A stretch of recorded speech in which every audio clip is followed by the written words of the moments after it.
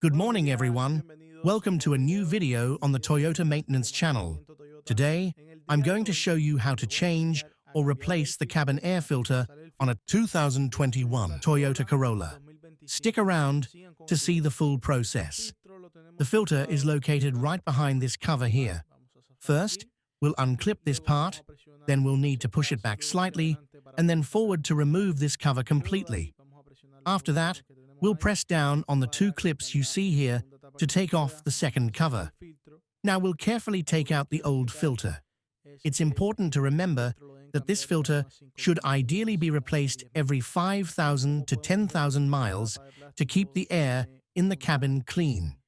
As you can see, the plastic cover here has a small marking, showing that the filter should always face up.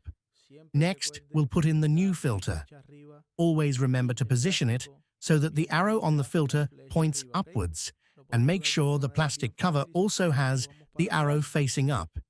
It's very easy to install. Just push it gently into place, and it should fit snugly. Before we finish, make sure the cover is aligned with the arrow pointing up as well. We'll put the cover back like this, and now we've successfully replaced the cabin air filter. Now, we just need to secure everything back.